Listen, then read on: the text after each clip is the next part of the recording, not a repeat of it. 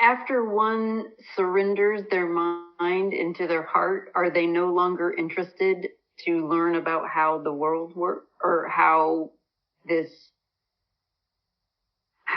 mechanics of the world that we live in? Does that cease to exist then? No, what happens is that when you turn within, there's an actual end. There's an end to your egoic life. And from that end, there's a deepening of clarity that is bottomless. So you understand what enlightenment is. It's when being recognizes its own existence. When you recognize yourself as yourself. When you recognize the one reality of yourself. That's the end.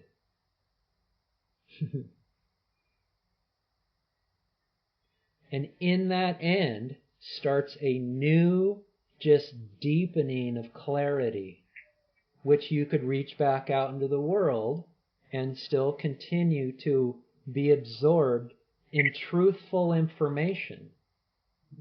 But you'll see it and you'll know this information from a different point of view, a different experience. It's just as fun, if not more fun, to listen to others talk about this, because you know what they're saying now. You know what they're pointing to. You're like, I get what they're pointing to now. And so now it's just like, now you're one with it. Like you're still thirsty for truth. But you already have the answer. You already are the truth. Yeah, it never goes away. It's just you get to a point where you absolutely know what is being pointed to, which is your awareness rests in its own self. That's enlightenment. And in that, there's no room for ego. The ego's gone. And in that recognition of your own being is just clarity from then on out.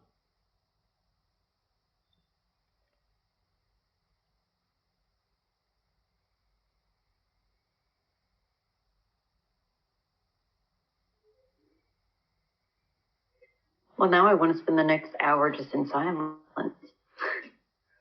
That's where the answer lies. Right. That is the answer. Because silence is whole and complete. It doesn't have a beginning, a middle, or an end. It's completely content. It has absolutely no resistance to itself.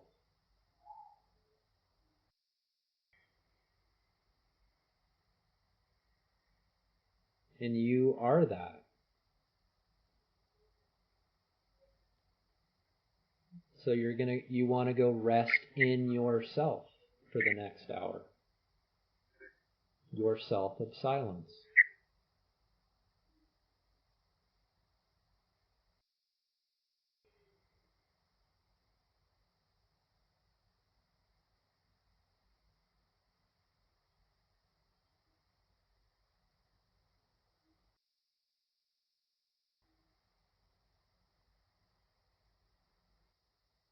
There's not much more to say, is there, at some point, because it all muddies it.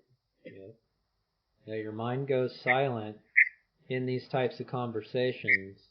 Your mind goes silent, or if you're in satsang or meditation, your mind is going quiet. And like you said, eventually you just are. Just be as you are, in silence, as silence. And that's the answer.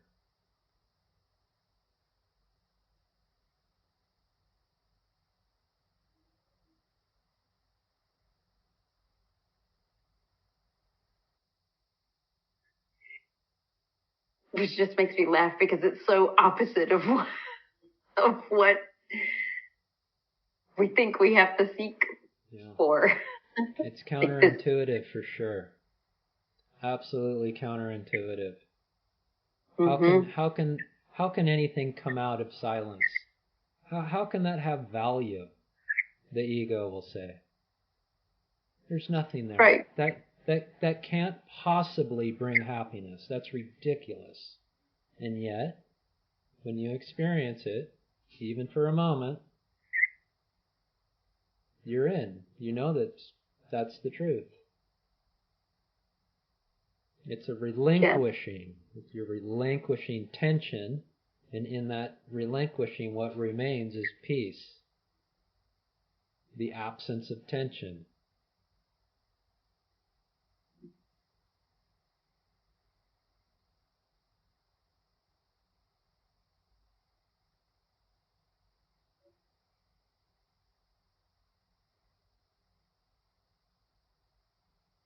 Someone asked me, well, if you're not experiencing anything, then how can you be happy?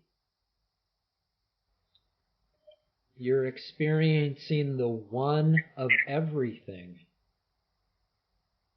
There's no void or vacuum. There's always something remains that is inescapable. And that's awareness. So in waking, you're aware. In dreaming, you're aware. And in sleep, you're aware. You can't escape it.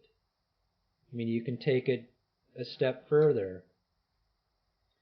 In near-death experiences, right? We've listened to these people speak these just beautiful stories.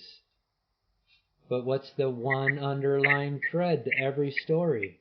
They were all aware of them. You know, take it another step with psychedelics. People take LSD and get blown into the cosmos and become the cosmos and see the light and see God, become God. Yeah, more just fascinating stories. But what's the underlying thread of it? They were aware of it. They were aware that they were God. You know, blackouts, people that drink too much, you pass out. What was aware you were blacked out? That's what remains, is the awareness will never ever leave you. It's eternal. So and in that awareness, when awareness recognizes its own existence, what comes out of that is bliss.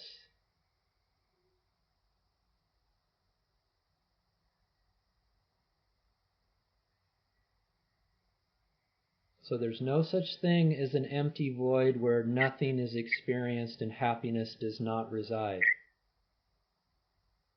That's just the ego's attempt to try to understand what awareness is or emptiness is.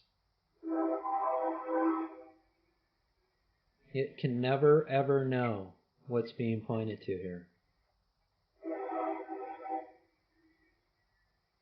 And that's one of the steps that you will come across, if you haven't already, is that you can't know anything. Even right now, you might think you know what the computer is, or, you know, the floor, the ground, the sky, but nobody's ever found that. And so when you become comfortable with, you recognize everything that you perceive, but you don't know what it is.